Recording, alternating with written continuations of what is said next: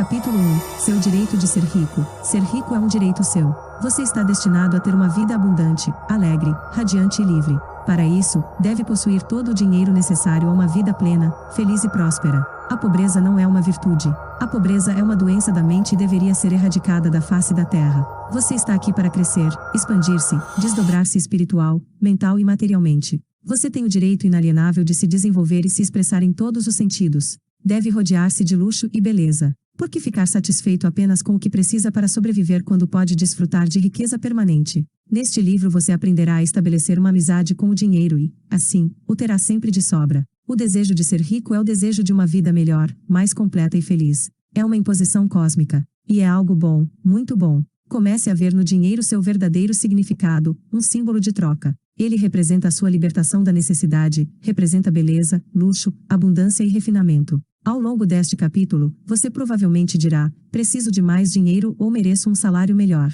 Acredito que a maioria das pessoas não é remunerada como merece. Uma das razões pelas quais muitos não possuem mais dinheiro é que, de alguma maneira, silenciosa ou abertamente, eles o condenam. Referem-se ao dinheiro como lucro sujo, ou acreditam que o amor ao dinheiro é a raiz de todos os males. Outra razão para não prosperarem é a de um sentimento oculto e subconsciente de que há virtude na pobreza. Essa imagem pode estar relacionada à educação recebida na primeira infância, às crenças supersticiosas ou à equivocada interpretação das escrituras. Não há virtude na pobreza. A pobreza é uma doença como qualquer outra perturbação mental. Quando você fica doente, fisicamente doente, logo imagina que há algo errado e vai procurar ajuda, ou toma alguma providência para melhorar. Do mesmo modo, se o dinheiro não estiver circulando de maneira constante em sua vida, é sinal de que algo anda radicalmente errado com você. O dinheiro é apenas um símbolo e ao longo do tempo tomou várias formas como meio de troca, sal, contas e objetos de todo tipo. No início dos tempos, a riqueza do homem era determinada pelo número de ovelhas ou bois que possuía. Hoje em dia é muito mais conveniente preencher um cheque do que carregar uma porção de carneiros para pagar as contas. Deus não quer que você viva numa cabana nem que passe fome. Ele quer que seja feliz, próspero e bem-sucedido. Deus é bem-sucedido em todos os seus empreendimentos, seja criando uma estrela ou uma galáxia. Você pode desejar dar a volta ao mundo, estudar arte em países estrangeiros, frequentar a universidade ou mandar os filhos a uma escola conceituada. Certamente deseja criar seus filhos em um ambiente agradável, onde possam aprender a apreciar a beleza, a ordem e a harmonia. Você nasceu para ter sucesso, triunfar, vencer todas as dificuldades e desenvolver plenamente todas as suas aptidões. Se falta dinheiro em sua vida, faça algo para mudar essa situação. Descarte imediatamente todas as superstições referentes ao dinheiro. Nunca o considere um mal ou algo sujo. Se fizer isso, o dinheiro criará asas e voará para longe de você. Lembre-se de que você perde aquilo que condena. Imagine, por exemplo, que você encontre ouro, prata, chumbo, cobre ou ferro no quintal. Consideraria isso ruim? Deus determinou que todas as coisas fossem boas. O mal nasce da compreensão obscura do homem, de sua mente não iluminada, de sua falsa interpretação da vida e da má utilização da força divina. Urânio, chumbo ou qualquer outro metal poderia ter sido escolhido para servir como moeda de troca. Usamos papel moeda, cheques, etc. Certamente nenhum deles é um mal hoje em dia. Físicos e cientistas reconhecem que a diferença entre dois metais está relacionada ao número e à velocidade do movimento dos elétrons em torno de seu núcleo central. Por meio de um bombardeio de átomos num poderoso ciclotron, o metal pode ser transformado em outro. Sob determinadas circunstâncias, ouro transforma-se em mercúrio. Não tardará o dia em que ouro, prata e outros metais serão fabricados sinteticamente nos laboratórios químicos. Não vejo nada de reprovável nos elétrons, prótons ou isótopos. O pedaço de papel no seu bolso é composto de elétrons e prótons distribuídos de forma específica quanto ao número e à sua aceleração, e essa é a única diferença entre o papel e as moedas que você carrega no bolso. Há quem diga: as pessoas matam por dinheiro. Elas roubam. É verdade que o dinheiro está associado a inúmeros crimes, mas isso não o torna um mal. Se um homem der $50 para um outro matar alguém, ele estará fazendo um mau uso do dinheiro, utilizando-o para fins destrutivos. Do mesmo modo, a eletricidade pode ser utilizada para eletrocutar alguém ou para iluminar um lar. A água que mata a sede de uma criança pode ser usada para afogá-la. O fogo pode ser usado para aquecer ou para matar. Se pegar um pouco de terra do jardim e colocá-la na sua xícara de café, isso seria terrível, embora a terra não seja má, nem o café. Porém, a terra estará sendo mal utilizada, seu lugar é no jardim. Da mesma forma, espetar uma agulha no dedo não é culpa da agulha. Esse objeto deve ser espetado na almofada de alfinetes, e não em seu dedo. Sabemos que as forças e os elementos da natureza não têm qualquer maldade intrínseca. Tudo depende do uso que fazemos deles. Certa vez ouvi de um homem: estou falido. Não gosto de dinheiro, ele é a raiz de todos os males. O amor ao dinheiro em detrimento de todas as outras coisas causa desequilíbrio. Você está neste mundo para usar seus dons e sua autoridade com sabedoria. Alguns almejam poder, outros, dinheiro. Se você se decide pelo dinheiro e diz, é tudo o que quero, toda a minha atenção ficará focada no acúmulo de riquezas, nada mais importa, é provável que você conquiste uma fortuna, mas estará esquecendo que está neste mundo para levar uma vida equilibrada. Nem só de pão viverá o homem, Lucas 4 versículo 4. Se você faz parte de algum culto ou grupo religioso e se torna fanático, afastando-se dos amigos, da sociedade e das atividades sociais, você se tornará desequilibrado, inibido e frustrado. A natureza exige equilíbrio. Aquele que dedica todo o seu tempo a coisas externas e bens materiais sentirá falta de paz, harmonia, amor, alegria e saúde.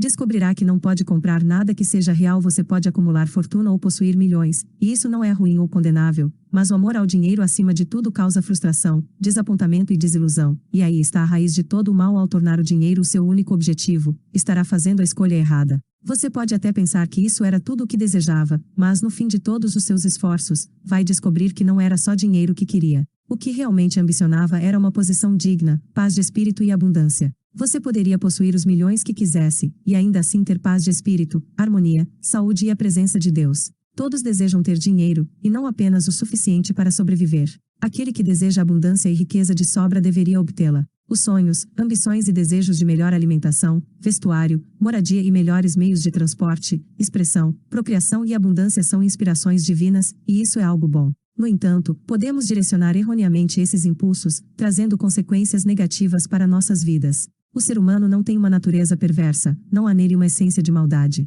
O que existe é Deus, a sabedoria universal, a vida, que procura expressar-se por intermédio do homem. Por exemplo, um jovem deseja cursar a universidade, mas não tem dinheiro suficiente. Ele vê os outros rapazes da vizinhança indo para a faculdade, e o seu desejo aumenta. Ele diz para si mesmo, também quero estudar.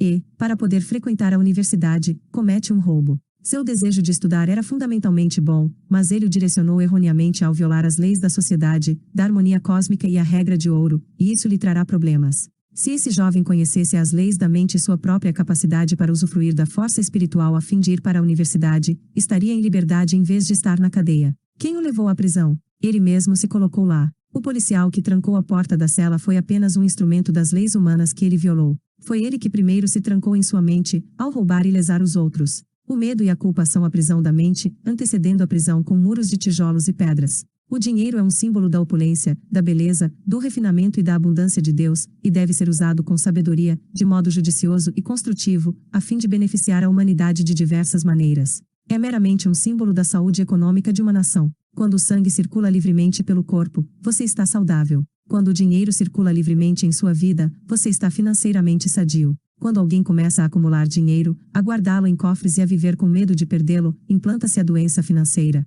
A crise econômica de 1929 foi um ataque de pânico psicológico, causado pelo medo que se apossou da mente de toda a população. Foi uma espécie de transe hipnótico negativo. Vivemos num mundo subjetivo e objetivo. Não podemos negligenciar o alimento espiritual, como paz de espírito, amor, beleza, harmonia, alegria e riso. O conhecimento da força espiritual é o caminho real da riqueza de todos os tipos, sejam os seus desejos espirituais, mentais ou materiais. Quem estuda as leis da mente ou do princípio espiritual sabe que, a despeito da situação econômica, da flutuação do mercado de ações, das depressões, greves, guerras ou quaisquer outras circunstâncias, ele sempre estará amparado, independentemente da forma que o dinheiro possa assumir. A razão disso é a consciência da riqueza. Esse estudioso está convencido de que a riqueza flui constantemente na sua vida, proporcionando sempre uma abundância divina. Mesmo que amanhã ocorra uma guerra, fazendo com que todos os seus investimentos percam o valor, como aconteceu com o marco alemão após a Primeira Guerra Mundial, ele continuará atraindo riqueza e estará protegido, seja qual for a nova moeda.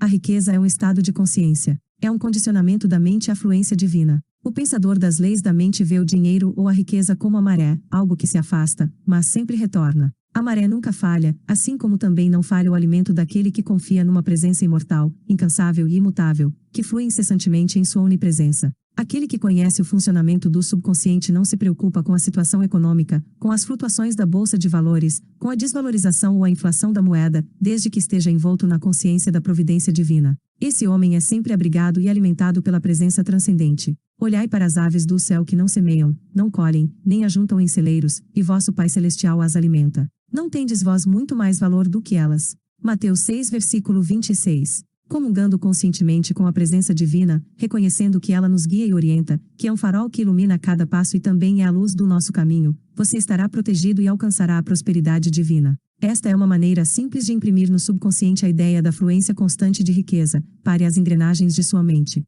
Relaxe. Solte-se e imobilize sua atenção. Entre em um estado de sonolência e meditação, com o esforço reduzido ao mínimo, e então, de modo calmo, sereno e passivo, reflita sobre algumas verdades simples. De onde vêm as ideias? De onde vem a riqueza? De onde você veio? De onde vieram o seu cérebro e a sua mente? Você será levado de volta à origem única. Agora, você se encontra em condições de trabalhar espiritualmente. Já não considera um insulto admitir que a inteligência é um estado de espírito. Memorize esta pequena frase e repita-a lentamente para si mesmo durante 4 ou 5 minutos, 3 ou 4 vezes ao dia, especialmente antes de dormir. O dinheiro circula livre e constantemente na minha vida, e há sempre um excedente divino. Ao fazer isso com regularidade, a ideia de riqueza terá acesso à parte mais profunda da sua mente, e você desenvolverá a consciência de riqueza. A repetição mecânica da frase não conseguirá criar essa consciência. É preciso sentir a verdade daquilo que afirma. É preciso saber o que está fazendo e por que o faz. A mente profunda reage a tudo que conscientemente aceitamos como verdadeiro.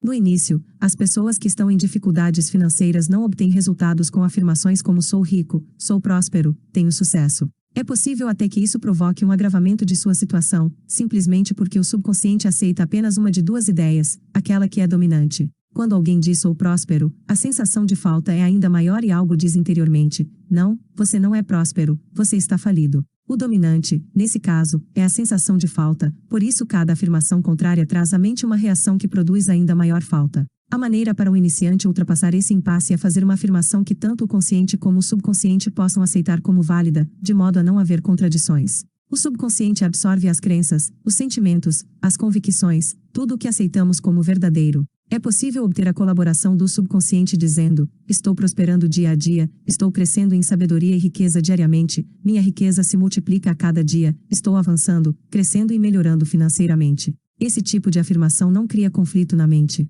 Um vendedor, por exemplo, com apenas 10 centavos no bolso, poderia concordar em que amanhã teria mais. Se vender um par de sapatos amanhã, nada o impede de dizer que suas vendas vão melhorar. Ele poderia dizer, minhas vendas estão aumentando diariamente, estou indo para frente. Você verá que estas frases são psicologicamente aceitáveis para sua mente e produzem o resultado desejado. Os estudiosos mais avançados espiritualmente dizem, com um sentimento de tranquila certeza, sou próspero, sou bem-sucedido, sou rico, e conseguem também excelentes resultados. Por quê? Porque ao pensar, sentir ou dizer sou próspero, reconhecem que Deus é a fonte da infinita prosperidade e tudo supre que o que vale para Deus vale para eles. Quando dizem sou rico, sabem que Deus é o suprimento infinito, o tesouro inexaurível, e o que vale para Deus vale para eles, pois Deus está dentro deles. Muitos são os que conseguem excelentes resultados concentrando-se em 3 ideias abstratas: saúde, riqueza e sucesso. A saúde é uma realidade divina, uma qualidade de Deus, a riqueza é de Deus, eterna e infinita, e o sucesso também é de Deus, pois ele é bem-sucedido em tudo o que empreende. O meio de conseguir esses resultados fora do comum é se colocar frente ao espelho e repetir, por 5 ou 10 minutos, saúde, riqueza e sucesso.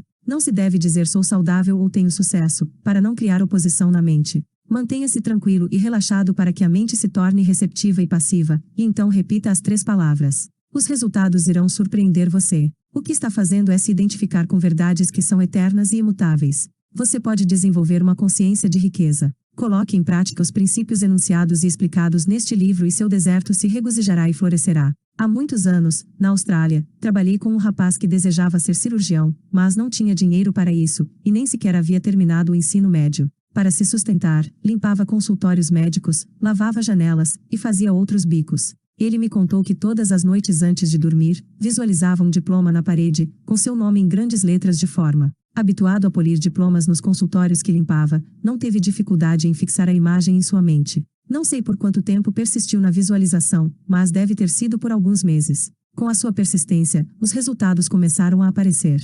Um dos médicos simpatizou com ele e, após ensiná-lo a esterilizar instrumentos, dar injeções hipodérmicas e realizar outros trabalhos de primeiros socorros, admitiu-o como auxiliar técnico em seu consultório. O médico o ajudou a completar o ensino médio e também custeou os estudos universitários. Hoje em dia, esse jovem é um proeminente médico na cidade de Montreal, no Canadá. Ele tinha um sonho, uma clara imagem em sua mente. Sua riqueza estava em sua própria mente. Riqueza é a sua ideia, seu desejo, seu talento, sua vontade de servir, sua habilidade em ser útil à sociedade e seu amor pela humanidade em geral. Sem saber, esse rapaz pôs em funcionamento uma grande lei. Trovard disse: ao visualizar o objetivo, você forja os meios para realizá-lo. O objetivo, no caso deste rapaz, era ser médico. Ao imaginar, ver e sentir a realidade de ser um médico, ao viver com aquela ideia, sustentando-a, nutrindo-a e amando-a até que através de sua imaginação ela penetrasse nas camadas do subconsciente e se tornasse uma convicção, o jovem abriu o caminho para a realização do seu sonho. Ele poderia ter dito: não tenho preparo, não conheço ninguém influente, não tenho mais idade para estudar,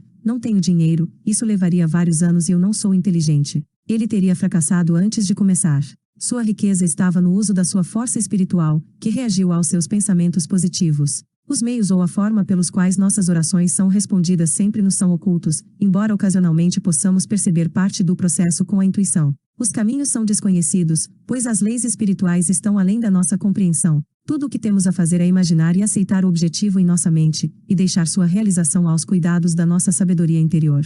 Muitas vezes nos perguntamos: que devo fazer após meditar sobre o objetivo e aceitar meu desejo conscientemente? A resposta é simples: sentimos-nos compelidos a fazer tudo o que for necessário para a realização de nosso ideal. A lei do subconsciente é compulsiva. A lei da vida é de ação e reação. O que fazemos é a reação automática aos movimentos íntimos da nossa mente, nossos sentimentos e convicções. Há alguns meses, ao deitar-me para dormir, comecei a imaginar que estava lendo um dos meus livros mais populares, A Força do Poder da Fé, em francês. Comecei a visualizar esse livro sendo distribuído em todas as nações de língua francesa. Fiz isso todas as noites, durante várias semanas, adormecendo com a edição imaginária de A Força do Poder da Fé, em francês, nas mãos. Pouco antes do Natal de 1954, recebi uma carta de uma grande editora de Paris que se propunha a publicar e promover a força do poder da fé em todos os países de língua francesa. Em anexo, enviaram um contrato para eu assinar. Se me perguntassem o que fiz para obter a publicação do meu livro, além de rezar, teria de responder: nada. A sabedoria subjetiva se encarregou de tudo e concretizou o meu desejo por seus próprios meios, que acabaram se revelando um método muito melhor do que qualquer outro que eu pudesse desejar conscientemente. Todas as nossas ações são acionadas pela mente. A ação interior precede todas as exteriores. Sejam quais forem as providências tomadas por nós, elas fazem parte de um esquema que somos compelidos a executar, assim como tudo aquilo que parecemos realizar objetivamente. A aceitação dos objetivos promove os meios para sua realização. Ao acreditar que já alcançamos, conseguiremos o que desejamos. Temos que parar de negar o nosso bem. Devemos compreender que a única coisa que nos separa da riqueza ao nosso redor é a nossa atitude mental ou a maneira que encaramos Deus, a vida e o mundo em geral. Acredite e haja na confiança positiva de que não existe motivo para que você não seja, tenha ou faça tudo aquilo que deseja através das leis de Deus. O conhecimento sobre como a mente funciona é a sua salvação e redenção. Pensamento e sentimento são a sua meta. É o conhecimento que o faz possuidor de tudo. A consciência da saúde gera saúde, a consciência da riqueza gera riqueza. O mundo parece negar ou opor-se àquilo que você deseja, seus sentimentos às vezes se divertem e riem à sua custa. Se disser a um amigo que está abrindo um negócio, talvez ele lhe dê diversos motivos para que seu negócio fracasse. Se você for impressionável, esses motivos podem provocar uma sugestão hipnótica e suscitar em sua mente a ideia do fracasso. À medida que se tornar consciente da força espiritual indivisível que reage ao seu pensamento, você rejeitará a escuridão e a ignorância do mundo e saberá que possui todos os instrumentos, a energia e o conhecimento necessários para ter êxito. Para seguir pelo caminho real da riqueza, você não deve colocar obstáculos e impedimentos no caminho dos outros, nem alimentar o ciúme ou a inveja. Ao aceitar esses estados mentais negativos, você se fere e se prejudica, pois vivencia essa negatividade. De acordo com o pensador Phineas Parkhurst Kimby, a sugestão que você dá a outro é dada a você mesmo. Essa é a razão pela qual a lei da regra de ouro é cósmica, divina. De certo você já ouviu alguém dizer: aquele sujeito é um trapaceiro, é um chantagista, ganha dinheiro de modo desonesto, é um estelionatário, eu o conheci quando ele não tinha nada, é um manipulador, um ladrão, um vigarista. Se analisar aquele que faz esse tipo de afirmação, perceberá que esta pessoa está em má situação ou com algum sofrimento físico ou financeiro. Talvez os seus colegas de faculdade tenham se tornado bem-sucedidos e ele não, e agora ele sinta amargura e inveja do sucesso deles. Na maioria dos casos essa é a causa do seu próprio fracasso. Ao pensar mal dos antigos colegas de faculdade e condenar a riqueza deles, ele faz com que a riqueza e a prosperidade que deseja desapareçam. Está condenando aquilo que deseja. Ele está rezando em sentidos opostos. Por um lado, diz: Deus, me dê prosperidade, e por outro, mesmo que não diga, pensa: eu me ressinto da riqueza de fulano. Sempre invoque bênçãos ao próximo e se regozije com sua prosperidade e seu sucesso, pois, ao fazê-lo, atrairá prosperidade e sucesso para si mesmo. Se for ao banco e vir seu concorrente fazendo um depósito 20 vezes superior ao seu, alegre-se e admire a abundância de Deus manifestando-se através de um de seus filhos. Assim estará abençoando e exaltando aquilo pelo que reza. Você multiplica aquilo que abençoa. Você perde aquilo que condena. Se trabalha em uma grande empresa e se ressente por se considerar mal remunerado e não ser valorizado como merece, inconscientemente você corta seus laços com a empresa. Coloca uma lei em funcionamento, e logo seu superior o chamará para dizer: somos obrigados a despedi-lo. Você mesmo terá causado a demissão. Seu superior será apenas um instrumento para confirmar o seu estado mental negativo. Em outras palavras, ele terá sido o mensageiro que concretizou aquilo que você concebera sobre si mesmo. Esse é um exemplo da lei de ação e reação. A ação foi o movimento interno de sua mente e a reação foi a resposta do mundo exterior, que corresponde ao seu pensamento mais profundo. Talvez ao ler isso você se lembre de alguém que tenha enriquecido tirando vantagem de outras pessoas, enganando-as, propondo-lhes maus negócios. A resposta a isso é óbvia, pois se roubamos, trapaceamos ou fraudamos os outros, estamos fazendo o mesmo conosco.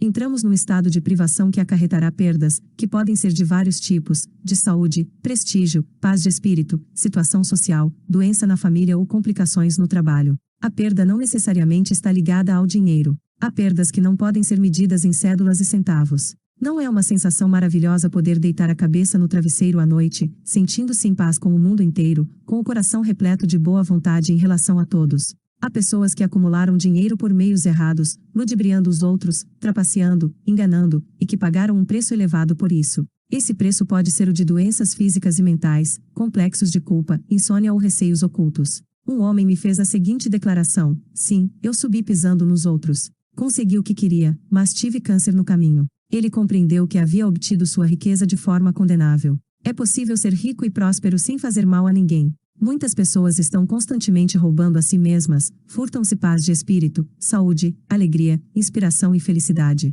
Elas podem dizer que jamais foram roubadas, mas é verdade. Cada vez que nos ressentimos de outrem, cada vez que sentimos ciúmes ou inveja da riqueza e do sucesso dos outros, estamos roubando nossas próprias oportunidades. Esses sentimentos têm de ser banidos incisiva e decididamente. Não devem viver em nossas mentes, mas sim serem expulsos com a força do pensamento positivo. Lembro-me de ter lido, no início da guerra, sobre uma mulher do Brooklyn, Nova York, que foi de loja em loja comprando todo o café que conseguiu. Sabia que o produto em breve seria racionado e estava temerosa de que não restasse o suficiente para ela. Comprou tanto quanto pôde e armazenou na adega. Na mesma noite foi à igreja e, ao voltar para casa, descobriu que sua porta tinha sido arrombada por ladrões que lhe roubaram, não só o café, mas prataria, dinheiro, joias e outros objetos de valor.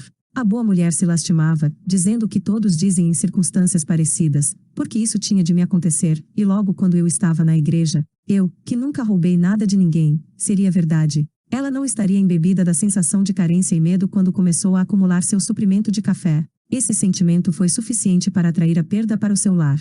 Ela não precisou roubar uma loja ou um banco, seu medo da privação produziu-a. Esta é a razão pela qual muitos que são considerados bons cidadãos pela sociedade sofrem perdas. São bons no sentido mundano do termo, isto é, pagam seus impostos, obedecem às leis, votam com regularidade e são generosos com as campanhas de caridade, mas no fundo estão ressentidos com o próximo por sua propriedade, riqueza ou posição social. Se gostariam de se apoderar de dinheiro quando ninguém estivesse vendo, essa atitude por si só já é definitiva e positivamente um estado de carência. A pessoa que se deixa levar por tal estado mental pode atrair charlatães e trapaceiros que a envolverão e ludibriarão em qualquer transação. Antes de sermos roubados no mundo exterior, nós mesmos já nos roubamos, pois sempre há um ladrão interior que precede o ladrão exterior.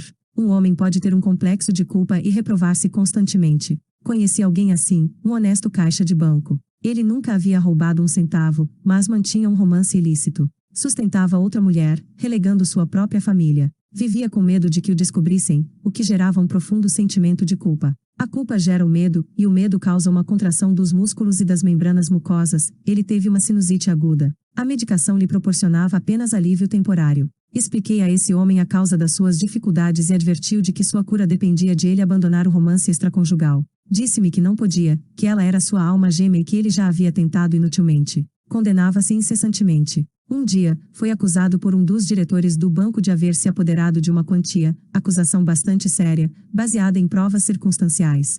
Foi dominado pelo pânico e compreendeu que a única razão pela qual era acusado erroneamente era o fato de que condenava-se o tempo todo intimamente. Verificou então como funciona a mente. Como resultado de se condenar seguidamente no plano interior, acabou sendo acusado no exterior. Imediatamente rompeu suas ligações com a amante, levado pelo choque de se ver acusado de apropriação indébita, e começou prontamente a rezar para obter harmonia e compreensão entre ele e o diretor do banco. Começou por repetir para si próprio: não há nada oculto que não seja revelado. A paz reina soberana nas mentes e nos corações de todos. A verdade prevaleceu. Todo o mal-entendido foi dissolvido à luz da verdade. O verdadeiro culpado do furto era outro jovem, que foi descoberto. O caixa do banco ficou sabendo que somente por meio da força da mente conseguiu salvar-se da prisão. A grande lei é: pense a respeito dos outros exatamente da forma que você gostaria que pensassem a seu respeito. Sinta-se com relação aos outros da mesmíssima forma como gostaria que se sentissem com relação a você. Diga do fundo do seu coração: desejo a cada um aquilo que desejo para mim mesmo. O desejo sincero de meu coração é, portanto, de paz, amor, alegria, abundância e bênçãos para todas as pessoas, em toda parte. Rejubile-se e alegre-se com o progresso e a prosperidade de todos os homens. O que quer que deseje para si mesmo, deseje-o para todos, em toda parte. Se deseja felicidade e paz de espírito, que seus anseios de felicidade e paz de espírito sejam para todos. Jamais tente privar alguém de uma alegria, pois, se o fizer, estará privando dela a si mesmo. Quando uma boa maré vem para o seu amigo, vem para você também. Se alguém for promovido em sua empresa, alegre-se e fique feliz. Felicite-o e rejubile-se com o seu progresso e com o reconhecimento de suas qualidades. Se você ficar aborrecido ou ressentido, prejudicará a si mesmo. Nunca tente impedir outra pessoa de receber o que lhe é direito: felicidade, sucesso, realização, abundância e tudo de bom. Jesus disse: ajuntai para vós tesouros no céu, onde nem a traça nem a ferrugem os consomem e onde os ladrões minam nem roubam. Mateus 6 versículo 20. O ódio e o ressentimento deterioram e corroem o coração, enchendo-nos de cicatrizes, impurezas, toxinas e venenos. Os tesouros do céu são verdades de Deus que possuímos na alma. Preencha a mente com paz, harmonia, fé, alegria, honestidade, integridade, ternura e gentileza. Assim, semeará seus tesouros no céu de sua própria mente. Se está à procura de orientação sobre investimentos ou preocupado com suas ações e apólices, repita tranquilamente: a inteligência infinita vigia e governa todas as minhas transações financeiras e tudo aquilo que eu fizer será orientado no sentido da prosperidade. Faça isso com frequência, e verificará que todos os seus investimentos serão sábios. Além disso, estará protegido contra prejuízos, pois se sentirá inclinado a agir adequadamente antes que a perda o atinja. Recite diariamente esta oração para proteger seu lar, seus negócios e suas propriedades. A presença protetora que guia os planetas em seu curso e faz brilhar o sol guarda todas as minhas propriedades, meu lar, meus negócios e tudo o que é meu. Essa presença é a minha fortaleza e o meu cofre, e nela estão seguros todos os meus bens. É maravilhoso. Relembrando-se diariamente dessa grande verdade e observando as leis do amor, você será sempre orientado, protegido e prosperará de todas as formas. Nunca sofrerá perdas, pois escolheu a força mais alta para ser seu conselheiro e guia. O manto do amor divino o envolve e cobre em todas as ocasiões.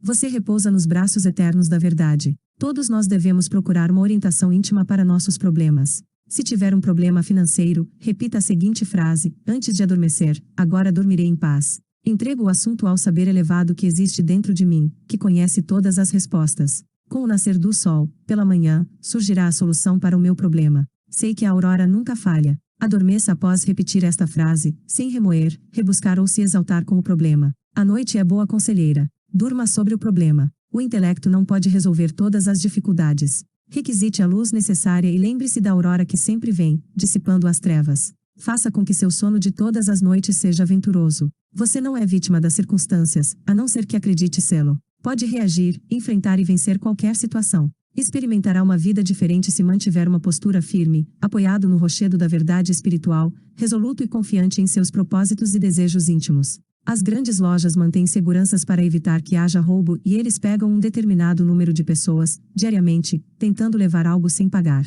Todas essas pessoas estão vivendo no espírito da carência e da limitação e estão roubando de si mesmas, atraindo para si todas as formas de perdas. Esses indivíduos carecem de fé e de compreensão do funcionamento de suas mentes. Se dispusessem a desejar uma situação e apelassem para o manancial inesgotável da verdade, encontrariam trabalho. Então, pela honestidade, integridade e perseverança, se tornariam dignas de si mesmas e da sociedade em geral. Jesus disse: pois os pobres sempre os tendes convosco, mas a mim nem sempre me tendes. Mateus 26 versículo 11. O estado de pobreza ou a consciência da carência estão sempre presentes em nós, no sentido de que, por mais ricos que sejamos, sempre há algo que desejamos com todo o coração. Pode ser a cura para um problema de saúde, talvez orientação para um filho ou uma filha, ou harmonia no lar, e naquele momento somos pobres. Não saberíamos reconhecer a abundância se não tivéssemos consciência da miséria. Não vos escolhi a vós os 12, contudo um de vós é o diabo. Mateus 6 versículo 70. Seja o rei da Inglaterra ou o menino da favela, todos nascem destinados a sofrer limitações, através das quais crescem e se realizam.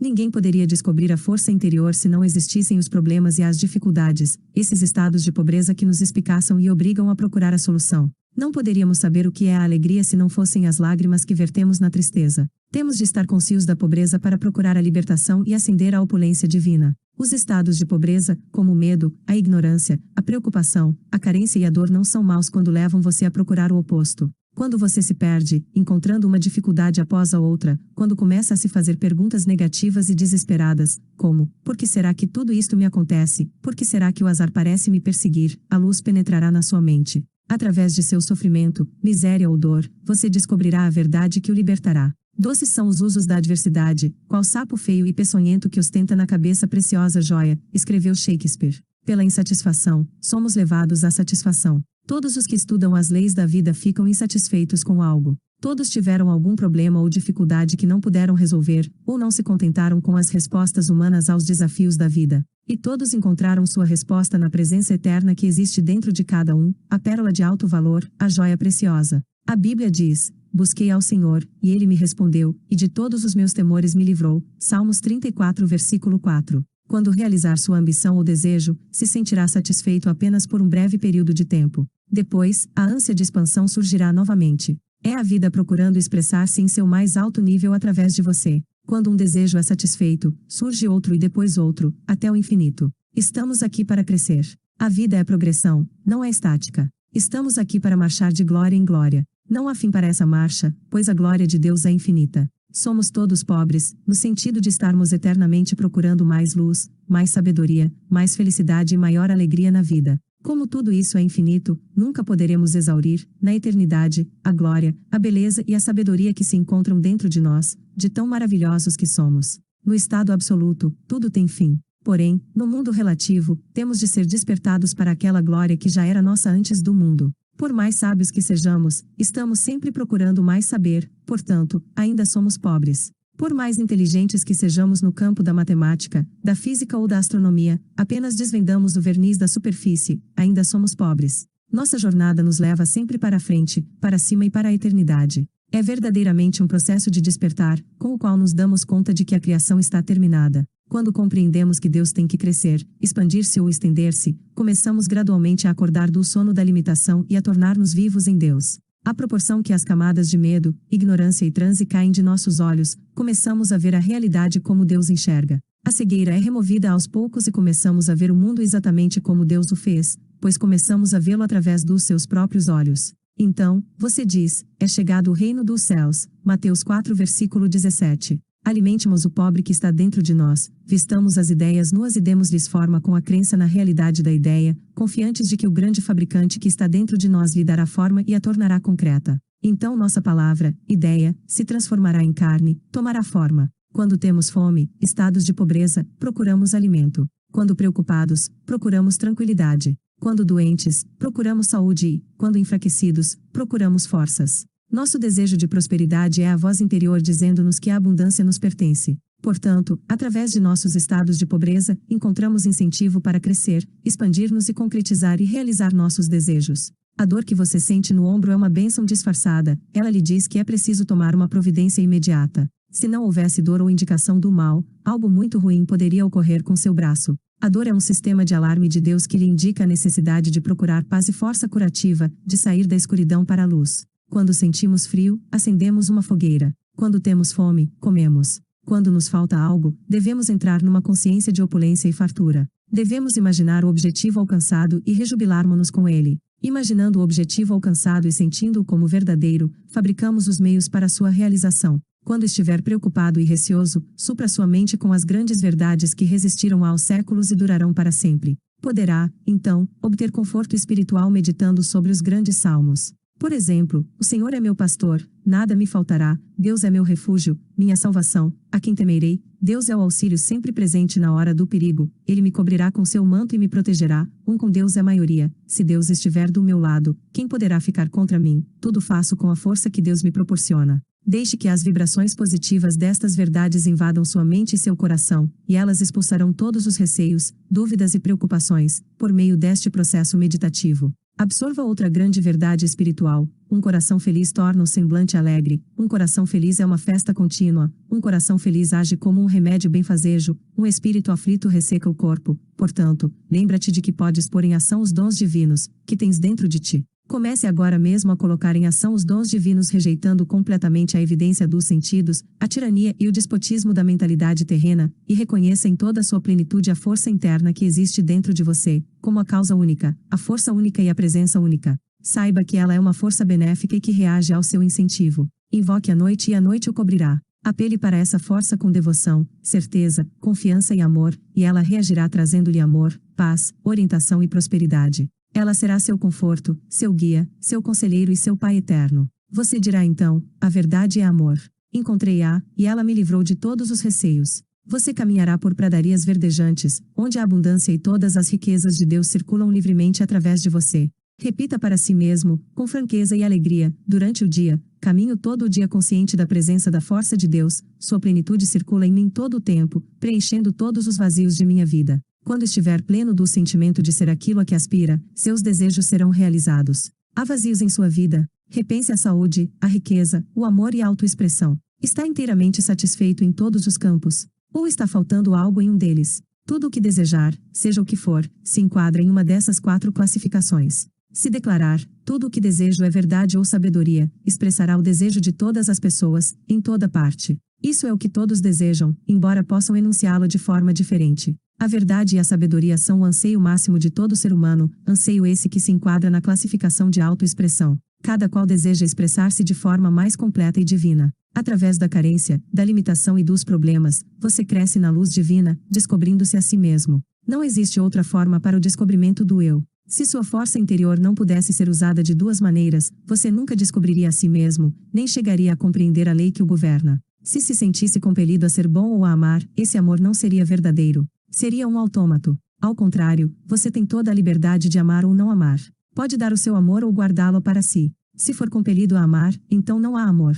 Quando uma pessoa lhe diz que o ama e o deseja, não se sente lisonjeado. Ela o escolheu dentre todas as pessoas do mundo. Não teria que amá-lo. Se fosse forçada a isso, você não se sentiria lisonjeado nem feliz. Você é livre para escolher entre ser um assassino ou um homem santo. Esta é a razão pela qual homens como Lincoln, entre outros, são tão elogiados. Decidiram pelo bem, e são festejados pela escolha. Se acreditarmos que as circunstâncias, as condições, os acontecimentos, a idade, a raça, a orientação religiosa ou o ambiente de nossa infância podem eliminar possibilidade de sermos felizes e prósperos na vida, então seremos todos ladrões e assaltantes. Para expressar felicidade e prosperidade, basta que nos sintamos felizes e prósperos. A sensação de riqueza produz riqueza, pois os estados de consciência sempre se manifestam. Esta é a razão da frase: tudo o que me aparece, sensações, são ladrões e assaltantes. Sensação é a lei, e a lei é sensação. Sua ânsia de prosperidade é realmente uma promessa divina de que a riqueza celestial pode lhe pertencer. Aceite essa promessa sem qualquer reserva. Kimbe assemelhava suas preces à atuação de um advogado defendendo uma causa diante do juiz. Esse grande mestre das leis da mente dizia que podia provar a inocência do réu, demonstrando que o indivíduo era apenas vítima de mentiras ou falsas crenças. Você é o juiz, você mesmo dá o veredicto e determina a sua própria liberação. Os pensamentos negativos de carência, pobreza e fracasso são todos falsos e mentirosos, pois nada há para comprovar sua veracidade. Só existe uma força espiritual, uma causa original. Por isso, pare de dar força às condições, circunstâncias e opiniões alheias. Dê toda a força ao poder espiritual que reside em você, sabendo que ele reagirá satisfatoriamente aos pensamentos de abundância e prosperidade. Reconhecendo a supremacia do espírito e a força de seus próprios pensamentos ou imagens mentais, estará no caminho da opulência, da liberdade e da satisfação constante. Aceite a ideia de uma vida perfeita e abundante em sua mente, e essa aceitação mental, mesclada a uma expectativa de riqueza, encontrará suas próprias formas de expressão. À proporção que ingressar no estado de espírito da opulência, tudo o que é necessário à vida abundante começará a acontecer. Você é agora o juiz que chega a uma decisão na Corte de Justiça da Mente. Da mesma forma que Kimball fazia, terá apresentado provas irrefutáveis, demonstrando como funcionam as leis da mente e estará livre de receios. Terá condenado e exterminado todos os pensamentos de medo e superstição que existem na mente. O medo é o que nos leva a agir, não é realmente mal, pois serve para nos dizer que devemos nos movimentar em sentido contrário, no sentido da fé em nós mesmos e em todos os valores positivos. Faça desta frase a sua oração diária, guarde-a em seu coração: Deus é a fonte dos meus suprimentos. Sua riqueza flui em mim de forma profusa, copiosa e abundante. Tenho permanente consciência do meu real valor. Partilho os meus talentos com generosidade e sou recompensado de forma divinamente maravilhosa. Muito obrigado, Pai. Capítulo 2. O caminho da riqueza. A riqueza está na mente. Imagine por um momento que o diploma de um médico fosse roubado, junto com o equipamento de seu consultório. Estou certo de que todos concordariam que a riqueza desse médico está em sua mente. Ele poderia continuar seu trabalho, diagnosticando doenças, prescrevendo remédios, operando e fazendo conferências sobre assuntos médicos. O que havia sido roubado eram apenas símbolos, que podiam ser substituídos. Sua riqueza encontrava-se em sua capacidade mental, seu conhecimento sobre tratar doentes e sua habilidade de contribuir para o bem da humanidade em geral. Sempre se é rico quando se tem o desejo de contribuir para o bem da humanidade. O anseio de servir, de colocar os seus talentos ao serviço dos outros, sempre encontrará resposta no coração do universo. Conheci um homem em Nova York durante a crise financeira de 1929 que perdeu tudo o que tinha, incluindo a casa e as economias de toda a sua vida. Conheci-o após uma conferência feita por mim em um dos hotéis da cidade. Ele me disse: perdi tudo. Juntei $1 milhão em 4 anos. Farei isso outra vez. Tudo o que perdi foi um símbolo. Posso atrair de novo o símbolo da riqueza, da mesma forma como o mel atrai as moscas. Acompanhei a carreira desse homem durante alguns anos a fim de descobrir a fórmula do seu sucesso. Pode parecer estranha para você, mas é uma fórmula muito antiga. O nome que ele deu a ela foi transformar água em vinho. Ele havia lido essa passagem da Bíblia e compreendeu que estava ali a solução para ter saúde perfeita, felicidade, paz de espírito e prosperidade. O vinho, na Bíblia, representa a realização dos desejos, anseios, planos, sonhos, etc. Ou seja, em outras palavras, aquilo que você deseja alcançar, concretizar e criar. A água refere-se geralmente à mente ou à consciência. A água toma a forma de qualquer recipiente em que é despejada. Do mesmo modo, aquilo que você sente e acredita se manifestará em seu mundo. Assim, você sempre transformará a água em vinho. A Bíblia foi escrita por homens iluminados, ela ensina psicologia prática e um modo de vida. Um dos princípios fundamentais da Bíblia é o que afirma ser você quem determina, molda, funde e forma seu próprio destino, por meio de pensamentos, sensações e crenças. Ele ensina que é possível resolver qualquer problema, ultrapassar qualquer situação e que você nasceu para ser bem-sucedido, para vencer e triunfar. Para descobrir a estrada real da riqueza e receber a força e a segurança necessárias para progredir na vida, é preciso deixar de interpretar a Bíblia da maneira tradicional. O homem que se encontrava em uma crise financeira repetia frequentemente para si mesmo, nos tempos de escassez: posso transformar água em vinho. Essas palavras significavam para ele: posso trocar as ideias de pobreza da minha mente pela realização dos meus desejos e necessidades atuais, que são riqueza e segurança financeira. Sua atitude mental, água, era: uma vez fiz fortuna honestamente. Posso fazê-lo outra vez, vinho.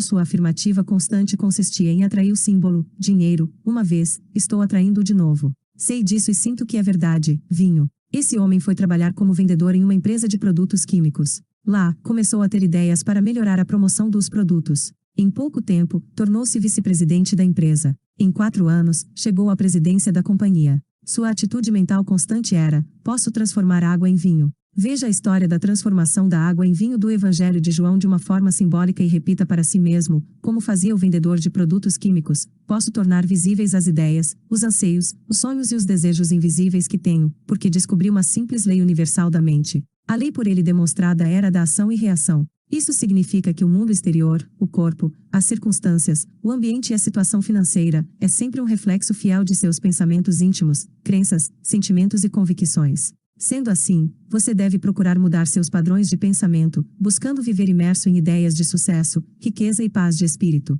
Focando a mente nesses conceitos positivos, eles vão gradualmente criar raízes na consciência, como sementes plantadas na terra. Assim como as sementes, pensamentos e ideias, germinam e dão frutos, o mesmo acontecerá com seus pensamentos habituais, que se manifestarão em prosperidade, sucesso e paz de espírito. O pensamento sábio, ação, é seguido pela ação correta, reação. Você pode conseguir riquezas quando tomar consciência do fato de que a prece é uma festa de casamento. A festa é psicológica, você medita, banqueteia-se mentalmente, sobre sua bondade ou seu anseio, até fundir-se com o objeto de sua meditação. Vou contar-lhes agora uma história verídica, de como uma jovem realizou seu primeiro milagre transformando água em vinho. Ela gerenciava um bonito salão de cabeleireiro. Sua mãe adoeceu, e ela foi forçada a ficar muito tempo em casa, cuidando da doente, e acabou deixando o trabalho de lado. Durante sua ausência, 2 funcionários desviaram dinheiro. Ela foi à falência, perdeu a casa e viu-se crivada de dívidas. Desempregada, não tinha como pagar as contas do hospital. Expliquei a essa jovem a fórmula mágica de transformação da água em vinho. Deixei claro que por vinho devia entender a resposta às suas orações ou a concretização de seu ideal. Ela estava em conflito com o mundo exterior. Olhe para os fatos, dizia, perdi tudo, o mundo é cruel. Não posso pagar minhas contas. Não posso rezar, pois perdi toda a esperança. Estava tão absorta e envolvida no mundo material, que havia esquecido completamente a causa interna de sua situação. À medida que conversávamos, ela começava a entender que precisava resolver as contradições de sua mente. Seja qual for seu desejo ou ideal ao ler este livro, você também encontrará em sua mente um pensamento ou ideia que a ele se oponha. Se o seu desejo for de saúde, por exemplo, talvez haja simultaneamente vários outros pensamentos em sua mente. Não tenho cura, tentei, mas estou pior. Isso de cura espiritual é complicado demais para mim. Ao analisar-se, não é comum encontrar uma espécie de luta em sua mente. Como aquela jovem, você considera que há elementos e circunstâncias exteriores que se opõem ao seu desejo de expressão, riqueza e paz de espírito. A verdadeira prece ensina a resolver o conflito mental. Na oração, você escreve aquilo em que acredita em sua própria mente. O filósofo Emerson disse: o homem é o espelho daquilo em que pensa durante todo o dia. Seus pensamentos habituais constroem suas crenças. Ao repetir certo tipo de pensamento, você estabelece opiniões e crenças bem definidas na mente profunda, chamada subconsciente. A partir daí, essas crenças e opiniões dirigem e controlam todas as ações. Compreender esse processo e aplicá-lo é o primeiro passo para transformar água em vinho, ou seja, transformar a carência e a privação em abundância e opulência. O homem que ignora sua força espiritual está, portanto, sujeito a pensamentos negativos, a carência e a privação. Abra agora mesmo a Bíblia e realize seu primeiro milagre, exatamente como fez a moça do salão de cabeleireiro. Você pode fazê-lo. Entretanto, se você ler a Bíblia como um mero livro que narra acontecimentos históricos, estará negligenciando o ponto de vista espiritual e mental das leis da mente, que é o que deve nos interessar nesse livro. Tomemos esta passagem: e no terceiro dia fizeram-se umas bodas em Caná da Galileia, e estava ali a mãe de Jesus. João 2 versículo 1. Galileia significa a sua mente ou consciência. Caná representa seu desejo. A boda é puramente mental, ou seja, a materialização subjetiva do seu desejo. Esta bela e completa representação da prece é um drama psicológico em que todos os personagens são sensações e ideias existentes dentro de cada um. Um dos significados de Jesus é raciocínio iluminado. A mãe de Jesus simboliza o sentimento, os estados de espírito ou as emoções que se apossam de nós. E foi também convidado Jesus e os seus discípulos para as bodas, João 2 versículo 2. Seus discípulos são as forças e faculdades internas que possibilitam a cada um a realização de seus desejos. E, tendo acabado o vinho, a mãe de Jesus lhes disse: eles não têm vinho, João 2 versículo 3. Vinho, como já vimos, representa a prece atendida ou a manifestação dos desejos e ideais de cada um na vida. Como vemos, portanto, esse é um drama que se desenrola diariamente na vida de todos. Quando se quer alcançar algo como a jovem queria, encontrar trabalho, sustento e solução para os problemas, surgem sempre sugestões desanimadoras como: não há esperança, tudo está perdido, não consigo, não há salvação. Essa é a voz do mundo exterior, dizendo-lhe: eles não têm vinho, ou olhe para os fatos. Essa é a voz de sua sensação de falta, de limitação. Como enfrentar o desafio das circunstâncias e situações? Agora você já está se familiarizando com as leis da mente, que nos dizem: exatamente aquilo que penso e sinto reflete-se em meu mundo exterior, isto é, meu corpo, minhas finanças, meu ambiente, minha posição social e todas as fases de minhas relações com o mundo e as outras pessoas. Seus pensamentos e imagens mentais dirigem, controlam e governam o plano externo de sua vida. A Bíblia diz: como imaginou no seu coração, assim é ele. Provérbios 23 versículo 7. O coração é um termo caldeu que significa subconsciente. Em outras palavras, seus pensamentos devem atingir níveis subjetivos mais profundos, utilizando a força de seu eu subliminar. O destino de cada um é feito de pensamentos e sensações. O pensamento carregado de sentimento e de interesse invariavelmente se torna subjetivo, manifestando-se em seu mundo. A prece é um casamento do pensamento com a sensação ou da ideia com a emoção. É uma festa de bodas. Qualquer ideia ou aspiração mental sentida com intensidade, como se fosse verdadeira, torna-se realidade, seja ela boa, má ou indiferente. Conhecendo a lei que transformará em realidade tudo aquilo que você imagina e sente, poderá começar a disciplinar a mente. Sempre que a sensação de carência, medo, dúvida ou desespero, eles não têm vinho, surgir em sua mente, rejeite-a de imediato, focalizando prontamente a atenção na prece atendida, ou seja, na realização de seu desejo. As declarações encontradas, na Bíblia, em João 2 versículo 4, ainda não é chegada a minha hora e mulher, que tenho eu contigo, são expressões orientais, idiomáticas e figurativas. Parafraseando essa citação, mulher significa o sentimento negativo em que nos deixamos envolver. Tais sugestões negativas não possuem qualquer força ou realidade, porque nada há que as apoie. Uma sugestão de carência não tem força, a força reside em nossa própria sensação, em nosso próprio pensamento. O que significa Deus para você? Deus é o nome dado à única força espiritual, Deus é a única fonte invisível de onde tudo flui. Quando seus pensamentos são construtivos e harmoniosos, a força espiritual, em resposta ao seu pensamento, flui em harmonia, saúde e abundância. Pratique a maravilhosa disciplina de rejeitar todo e qualquer pensamento de carência pelo imediato reconhecimento da força espiritual e sua reação de obediência aos pensamentos construtivos e a capacidade de imaginação. Assim, estará praticando a verdade contida nestas palavras: mulher, que tenho eu contigo. João 2 versículo 4. Lemos: ainda não é chegada a minha hora. João 2 versículo 4. Isso significa que, embora ainda não tenhamos chegado a uma convicção ou a um estado de espírito positivo, sabemos que estamos no caminho certo, pois estamos dirigindo nossa mente para os ideais, objetivos e propósitos positivos na vida. Tudo aquilo em que a mente se foca é multiplicado e ampliado, até que por fim esta se identifica com um novo estado de consciência. Nesse ponto, então, estamos condicionados positivamente, enquanto que antes tal condicionamento era negativo. O homem espiritual, utilizando-se da prece, transfere-se de um ambiente de carência para outro de confiança, paz e fé em sua força espiritual, uma vez que a fé e a confiança se encontram na força espiritual. Sua mãe, sensações e estados de espírito, registram um sentimento de triunfo ou vitória, e todo esse conjunto lhe trará a solução ou a resposta à sua prece. Os jarros da história bíblica referem-se aos ciclos mentais que ocorrem no homem para promover a realização subjetiva de seus desejos. O tempo consumido pode ser um instante, uma hora, uma semana ou um mês, dependendo do grau de confiança e do estado de consciência do indivíduo. Na prece, devemos, antes de mais nada, limpar a mente de falsas crenças, receios, dúvidas e ansiedades, desligando-nos inteiramente da evidência sensorial e do mundo exterior.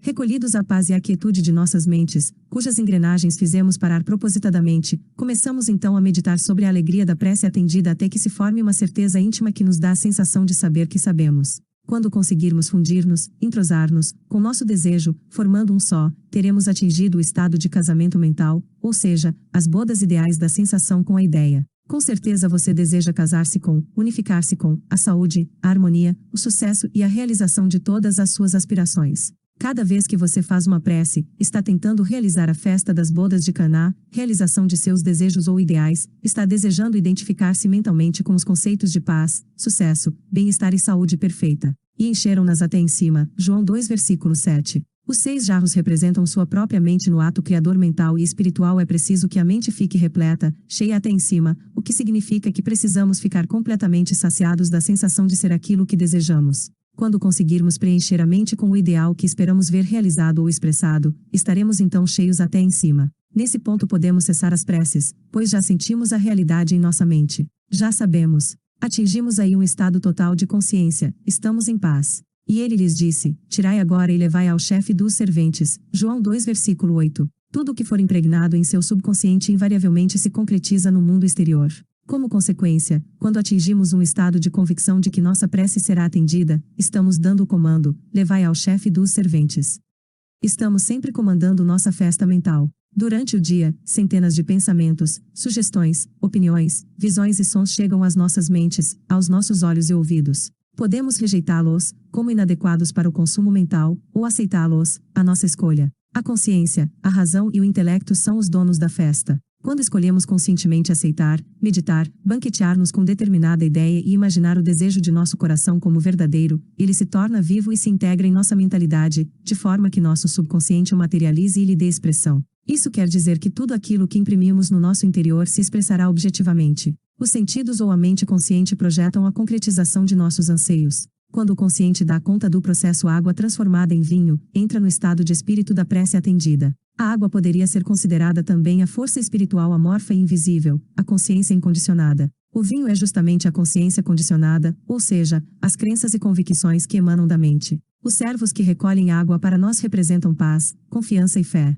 De acordo com a força de nossa fé ou nossas sensações, o bem é atraído para nós. Procure, portanto, assimilar os princípios espirituais que são discutidos neste livro, procure estimá-los, apaixonar-se por eles. No primeiro milagre realizado por Jesus, aprendemos que a prece é uma festa de bodas, ou seja, a unificação da mente com os seus desejos. O amor é a realização da lei. O amor é, na verdade, um apego emocional, uma sensação de unificação com o que nos é caro. Devemos ser leais àquilo que amamos. Devemos ser leais aos nossos objetivos ou ideais. Quando flertamos ou mantemos uma união mental com o medo, a dúvida, a preocupação, a ansiedade ou as falsas crenças, não estamos sendo leais ao objeto de nosso amor.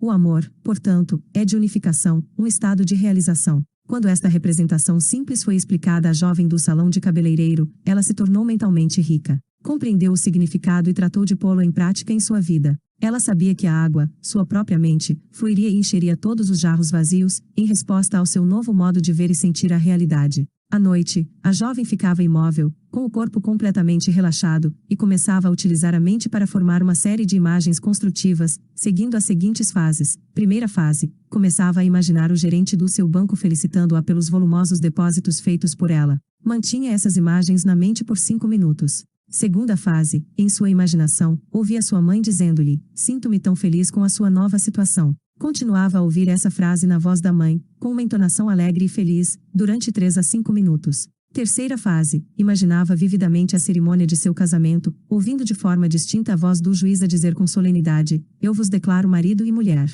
Completada essa rotina, adormecia, sentindo-se inteiramente satisfeita, isto é, invadida pela sensação de alegria da prece atendida. Nada aconteceu durante 3 semanas. Na realidade, a situação piorou muito, mas ela perseverou, recusando-se a reconhecer o fracasso. Sabia muito bem que para crescer espiritualmente precisava, ela também, realizar seu primeiro milagre, transformando seu medo em fé e sua sensação de carência em outra de opulência e prosperidade, transformando a consciência, água, nas situações, circunstâncias e experiências que desejava vivenciar.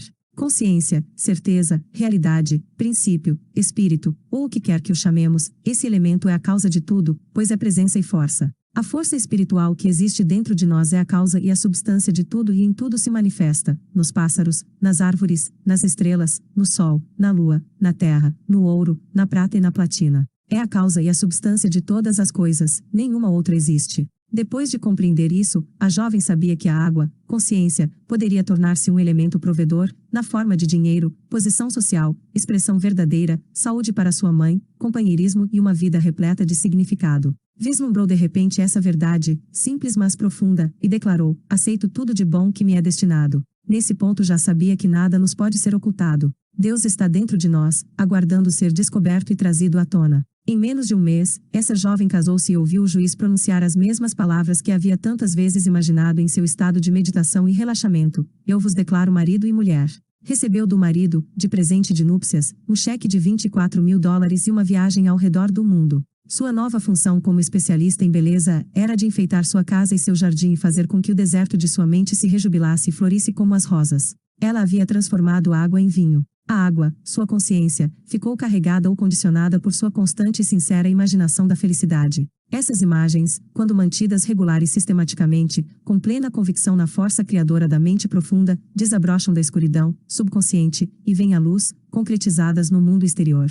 Há, no entanto, uma regra importante: não expor esse filme recém-revelado à luz nociva do medo, da dúvida, do desespero e da preocupação. Sempre que esses sentimentos baterem à sua porta, apele imediatamente para o filme que se revelou em sua mente e repita convicto: "Um lindo filme está se revelando neste momento na câmara escura da minha mente." Envolva mentalmente esse filme em sua sensação de alegria, fé e compreensão, sabendo que está pondo em ação uma maravilhosa lei psicológica e espiritual, que pode ser assim enunciada: toda a impressão se expressará. A seguir, fornecerei um caminho certeiro para obter o desenvolvimento e a manifestação de riqueza material e das provisões necessárias em todos os dias de nossas vidas. Se aplicada sincera e honestamente, esta fórmula proporcionará ampla recompensa no plano material. Vou dar como exemplo a história de um homem que me procurou, desesperado, em Londres, envolvido em dificuldades financeiras. Era membro da igreja anglicana e havia se dedicado, até certo ponto, ao estudo do funcionamento do subconsciente. Aconselhei-o a repetir frequentemente durante o dia: Deus é a fonte da minha abundância, e todas as minhas necessidades são saciadas, em todos os momentos no tempo e pontos no espaço. Aconselhei-o ainda a refletir sobre toda a vida animal deste mundo e sobre todas as galáxias do espaço, que são regidas e protegidas por uma infinita inteligência, sobre a exuberância da natureza, sobre os peixes do mar e os pássaros do ar, que, todos, têm suas necessidades plenamente satisfeitas.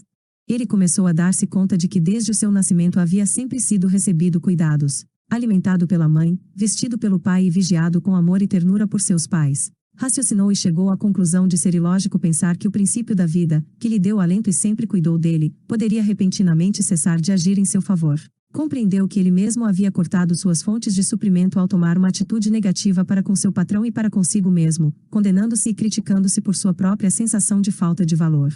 Havia rompido psicologicamente o cordão que o ligava à infinita fonte de todos os suprimentos, o espírito da vida interior, o princípio da vida, também chamado consciência ou certeza. Sem demora, arranjou um emprego que lhe proporcionaria ótimo salário. O ser humano não se alimenta como os pássaros. Ele precisa comungar conscientemente com a força e a presença interiores, para delas receber orientação, vitalidade, força e tudo o mais necessário à satisfação de suas necessidades. Esta foi a fórmula usada pelo homem de Londres para transformar a água no vinho da abundância e do sucesso financeiro. Ele compreendeu que Deus ou sua força espiritual era a causa de tudo e entendeu também que, se conseguisse incutir na mente a ideia de que a riqueza lhe pertencia por direito inalienável, provocaria a manifestação da abundância. A afirmação que utilizou foi: Deus é a força do meu sustento. Todas as minhas necessidades são satisfeitas a cada momento no tempo e no espaço, havendo sempre um excedente tranquilizador.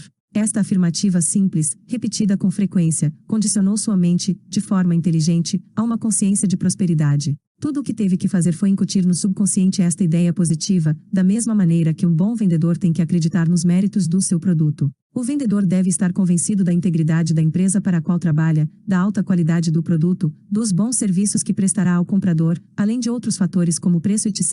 Eu havia orientado meu amigo londrino a não lutar com os pensamentos negativos que porventura surgissem em sua mente. Esses pensamentos negativos certamente ocorreriam, mas em vez de combatê-los, ele deveria simplesmente apelar para a fórmula mental, repetindo tranquila e apaixonadamente a afirmativa que havia sido combinada. Os pensamentos negativos o atingiam muitas vezes em verdadeiras avalanches, formando torrentes de negatividade. Cada vez que isso acontecia, enfrentava a torrente com uma leal e firme convicção positiva: Deus satisfaz a todas as minhas necessidades, deixando sempre um excedente tranquilizador em minha vida. Contou-me que, enquanto dirigia ou se ocupava de afazeres em sua jornada habitual, uma série de conceitos negativos invadia sua mente em determinados momentos, sussurrando-lhe: não há esperança, você está falido. Cada vez que surgiam esses pensamentos negativos, recusava-se a admiti-los mentalmente e apelava para a eterna fonte de riqueza, saúde e tudo mais que acreditava constituir seu próprio tesouro espiritual. Declarava decidido e com firmeza: Deus é a fonte de meu sustento, e sinto que essa fonte me pertence. Ou então, há uma solução divina. A riqueza de Deus é a minha riqueza. E outras afirmações positivas, que carregavam sua mente com esperança, fé e expectativa e acabavam por dar-lhe a convicção de possuir uma fonte inesgotável de riquezas, que proveria copiosamente todas as suas necessidades. Os fluxos de pensamentos negativos podiam assaltá-lo com muita frequência todas as vezes que ele se recusava a abrir a porta de sua mente a esses gangsters assassinos e ladrões que só visavam a roubar-lhe a paz, a riqueza, o sucesso e todas as coisas boas do espírito. Ao contrário, ele abria as portas da mente à ideia do princípio vital eterno e divino, invadindo-o com riqueza, saúde, energia, poder e todos os elementos necessários a uma vida feliz e repleta de significado. Continuando com essa prática, já no segundo dia menos pensamentos negativos bateram à sua porta, no terceiro dia, o fluxo deles diminuiu, no quarto dia, tornaram-se intermitentes, com esperança de serem admitidos, mas recebendo a mesma resposta mental: é proibida a entrada. Só aceito pensamentos e conceitos que ativem, curem, abençoem e inspirem minha mente. Recondicionou sua consciência, ou mente, a uma ideia de riqueza. Os pensamentos negativos, como o medo, a carência, a preocupação e a ansiedade, não encontravam ressonância em sua mente. Tinha se tornado imune, embebido em Deus e tomado de uma fé divina numa crescente consciência de abundância e de sucesso financeiro. Esse homem não perdeu o que tinha, nem foi à falência. Obteve crédito, seus negócios melhoraram, novas oportunidades surgiram e ele prosperou. Lembremo-nos sempre de que na prece devemos ser leais ao nosso ideal, ao nosso objetivo e ao nosso propósito. Muitas pessoas falham na busca do sucesso financeiro por fazerem suas preces com a mente seguindo duas direções opostas. Afirmam que Deus é o seu provedor e que estão prosperando maravilhosamente, mas alguns minutos mais tarde negam tudo, dizendo: não posso pagar esta conta, não posso dar-me ao luxo de possuir isto ou aquilo, o azar me persegue, jamais consigo equilibrar minhas finanças, ou nunca tenho o bastante para terminar o mês. Todas estas declarações são altamente destrutivas e neutralizam as preces positivas. É a isso que se chama preces paralelas. Devemos ter fé em nosso plano ou objetivo. Devemos ser leais ao nosso conhecimento da força espiritual. Precisamos abolir completamente os casamentos negativos, isto é, deixar de nos aliar e identificar com pensamentos negativos, receios e preocupações. A prece é como o capitão que orienta o curso do navio. É preciso ter um destino. Precisamos saber exatamente aonde nos dirigimos. O capitão do navio, guiado pelas leis da navegação, regula o seu rumo. Se o navio for desviado de sua rota por uma tempestade ou pela violência das ondas, o capitão calmamente o reconduz à rota originalmente traçada. Você é o capitão no comando de seu barco. Você é quem dá ordens para estabelecer a rota de sua vida, por meio de seus pensamentos, sensações, opiniões, crenças, estados de espírito e atitudes mentais. Mantenha seus olhos fixos no farol. Siga a sua visão e deixe de fixar-se nos obstáculos, demoras e impedimentos que o levarão a afastar-se de seu curso. Seja firme e definitivo. Decida a sua meta, sabendo que sua atitude mental é o barco que o levará do estado de carência e privação ao estado e à sensação de opulência e à convicção de que a lei de Deus funciona inexoravelmente a seu favor. Kimbe, que era médico, estudioso e professor de assuntos relacionados às leis da mente, dizia: o homem age de acordo com os estímulos que recebe. Que estímulos você está recebendo neste momento? O que determina a sua reação à vida? A resposta é a seguinte: suas ideias, convicções e opiniões ativam sua mente e o condicionam a ponto de torná-lo o que Kimbe chamava a expressão de suas convicções. Isso ilustra a veracidade de sua outra frase: o homem é o retrato de suas convicções. Outra frase popular de Kimbe era: nossas mentes se fundem como atmosferas, e cada pessoa tem sua identidade influenciada pela atmosfera em que vive. Na infância, estamos sujeitos à atmosfera geral do lar, ao estado de espírito dominante no ambiente, às convicções e sensações ali existentes. Os receios, ansiedades, superstições, convicções e a fé religiosa dos nossos pais ficam impregnados em nossas mentes. Uma criança, quando educada no lar atingido pela miséria, onde nunca houve o suficiente para viver, se habitua a ouvir constantes queixas de falta e privação. Pode-se dizer, como Faça altera em sua terapêutica de reflexo condicionado, que a criança estava condicionada à pobreza. Mais tarde, o jovem poderá sofrer de um complexo de pobreza, causado pela atmosfera em que foi criado, impregnado de experiências e convicções negativas. No entanto, ele poderá libertar-se de tudo isso, alçando-se acima de qualquer situação, por meio da força da prece. Conheci um rapaz de 17 anos nascido em Hell's Kitchen, Cozinha do Inferno, em Nova York. Esse rapaz assistiu a uma série de palestras minhas naquela cidade e compreendeu que era uma vítima do pensamento negativo e destrutivo, e que se não tratasse de reorientar sua mente no caminho construtivo, seria escravizado pelo medo, pelo fracasso, pelo ódio e pela inveja. O homem age de acordo com os estímulos que recebe. É evidente, como dizia Kimbe, que, se a pessoa não cuidar de sua própria casa, mente, cairá na propaganda hipnótica do medo, das falsas convicções e das preocupações materiais. Nossas mentes estão imersas em velhas crenças na doença, na morte, na infelicidade, nos acidentes, nos fracassos e em desastres diversos. Devemos procurar seguir a injunção bíblica: saí do meio deles e apartai-vos. 2 Coríntios 6 versículo 17. Devemos identificar-nos mental e emocionalmente com as verdades eternas que resistiram à prova do tempo. O jovem de quem falava resolveu pensar e agir por si próprio. Decidiu enveredar pela estrada real da riqueza, aceitando de uma vez por todas a abundância de Deus e impregnando sua mente com ideias e conceitos espirituais. Ao fazê-lo, sabia que automaticamente expulsaria todos os padrões negativos. Resolveu adotar um processo simples, chamado imaginação científica. Possuidor de uma bela voz, nunca havia tentado desenvolvê-la ou treiná-la. Expliquei-lhe que a imagem em que sua mente se fixasse seria desenvolvida em seu subconsciente e se concretizaria. Ele compreendeu de que se tratava de uma lei mental, a lei da ação e reação, isto é, a reação do subconsciente ao quadro mental composto no consciente. O jovem habituou-se a sentar em silêncio em seu quarto, relaxava todo o corpo e imaginava-se vividamente cantando diante de um microfone. Concentrava-se tanto na imagem, que chegava a estender as mãos para pegar o microfone e tinha a sensação de tocá-lo. Depois, imaginava que era felicitado pelo maravilhoso contrato que havia assinado e pela beleza de sua voz. Dedicando toda a sua atenção a essa imagem mental de forma regular e sistemática, conseguiu gravar uma profunda impressão em seu subconsciente. Pouco tempo depois, um professor italiano de canto conheceu e percebeu seu potencial, passando a lhe dar aulas regulares e gratuitas. Em pouco tempo, ele conseguiu um contrato para o exterior, com apresentações na Europa, na Ásia e na África do Sul. Foi o fim de suas preocupações financeiras, pois o salário era muito bom. Seu talento oculto e sua habilidade para exteriorizá-lo constituíam sua verdadeira riqueza. Deus nos dá talento e força. Cabe a nós revelá-los. Você se lembra de haver se perguntado alguma vez: como poderei ser mais útil ao meu semelhante, ou como poderia contribuir mais para o bem da humanidade? Um pastor amigo meu contou-me das dificuldades financeiras por que passaram ele e a igreja, no início de sua carreira. O processo por ele empregado foi repetir uma oração simples com a qual conseguiu milagres: Deus me revela a melhor maneira de apresentar a verdade divina aos meus semelhantes. Os donativos jorraram, a hipoteca foi paga em poucos anos e desde então ele nunca mais teve preocupações com dinheiro. Ao ler este texto, você aprendeu que os sentimentos, os estados de espírito e as convicções sempre controlam e governam o seu mundo exterior. O movimento da mente controla o mundo exterior. Para mudar o exterior, você precisa primeiramente mudar o interior.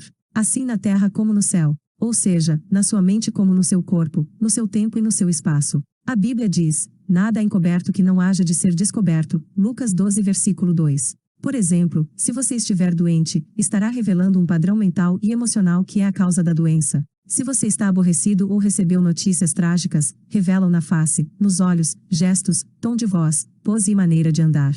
Em realidade, todo o seu corpo revela seu sofrimento. Você poderá, naturalmente, com disciplina mental e prece, manter-se absolutamente sereno e tranquilo, negando-se a atrair externamente seu estado de espírito e seus sentimentos. Poderá ordenar aos músculos de seu corpo que se relaxem, se acalmem e se mantenham quietos. O corpo obedece à mente. Seus olhos, face e lábios não revelarão qualquer sinal de aborrecimento, raiva ou tristeza. Com disciplina, por meio de orações e da meditação, você poderá mudar o seu estado. Mesmo quando tiver recebido más notícias, você poderá expressar alegria, paz, descontração e um até bom humor, de tal maneira que ninguém suspeitará que recebeu notícias ruins. Sejam quais forem as notícias que tenha recebido hoje, você pode colocar-se diante do espelho, examinar seu rosto, seus lábios, olhos e gestos, visualizando e dizendo que acabou de saber que ganhou uma fortuna. Dramatizando o fato, sentindo e exultando com ele, notará como todo o seu corpo reage à euforia interior.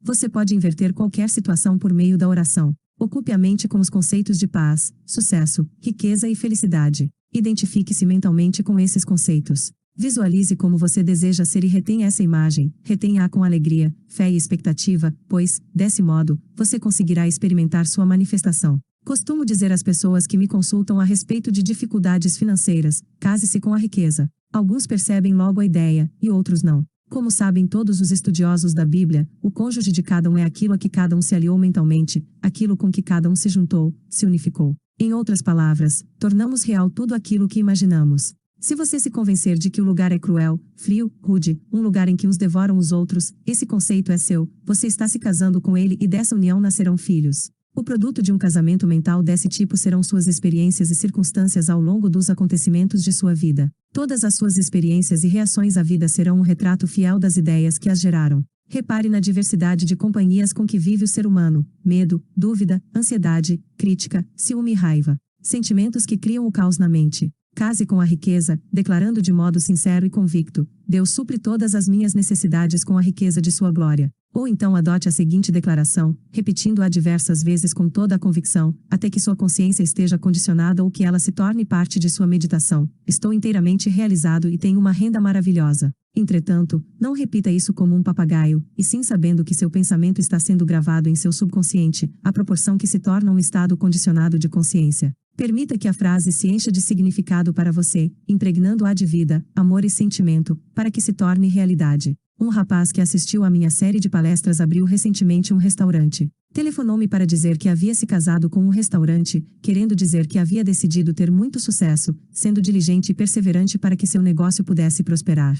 A esposa desse rapaz, esposa mental, era sua convicção na realização de seu desejo. Identifique-se com seu objetivo na vida e cesse de unir-se a críticas, autocondenações, raivas, receios e preocupações. Dedique toda a sua atenção ao ideal escolhido, enchendo-se de fé e confiança na lei inevitável da prosperidade e do sucesso. Você nada alcançará amando seu ideal por um minuto e negando-o no minuto seguinte. Isso dá no mesmo que misturar um ácido com um alcaloide, do que resulta uma substância inerte. Ao escolher a estrada real da riqueza, deve acreditar firmemente no ideal escolhido, seu cônjuge. Encontramos várias passagens na Bíblia que se relacionam com estas verdades. Por exemplo, e da costela que o Senhor Deus tomou do homem, formou uma mulher, Gênesis 2 versículo 22. Sua costela é o seu desejo, ideia, plano, conceito, finalidade ou objetivo na vida. Eva significa a emoção, a sensação ou estado de espírito. Isso quer dizer que você sempre tem que perfilhar a ideia. A ideia precisa de paz, precisa ser amada e sentida como verdadeira, a fim de concretizar seu objetivo na vida.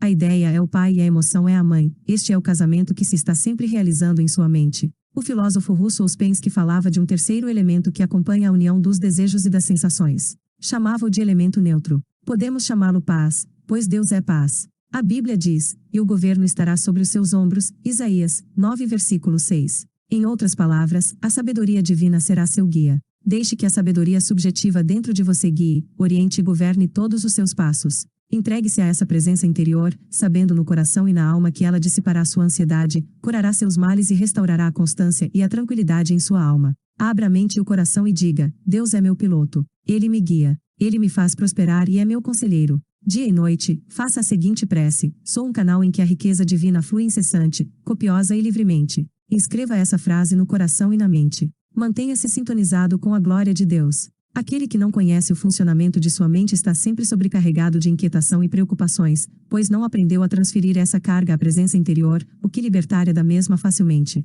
O monge Zen, a quem o discípulo perguntou o que é a verdade, respondeu de forma simbólica, retirando o fardo que levava às costas e colocando-o sobre o chão. O discípulo perguntou-lhe então, mestre, como funciona? O monge, sempre em silêncio, retomou o fardo, colocou-o de volta às costas e partiu pela estrada cantando baixinho. O fardo é o seu problema. Você o transfere à sabedoria subjetiva, que tudo conhece e tudo sabe realizar, possuindo todas as respostas. Recolocar o fardo às costas significa que, embora eu continue com o problema, estou agora mentalmente descansado e aliviado da carga, pois invoquei a sabedoria divina para agir em meu nome. Por isso, posso cantar o triunfo, sabendo que a resposta à minha prece está a caminho. Canto, portanto, de alegria pelo bom encaminhamento do problema. É maravilhoso. Todo homem põe primeiro o vinho bom e, quando já tem bebido bem, então o inferior, mas tu guardaste até agora o bom vinho. João 2 versículo 10. Esta verdade bíblica acontece com todo aquele que se inicia no conhecimento das leis da mente. Ele se lança em campo com espírito elevado e grandes ambições.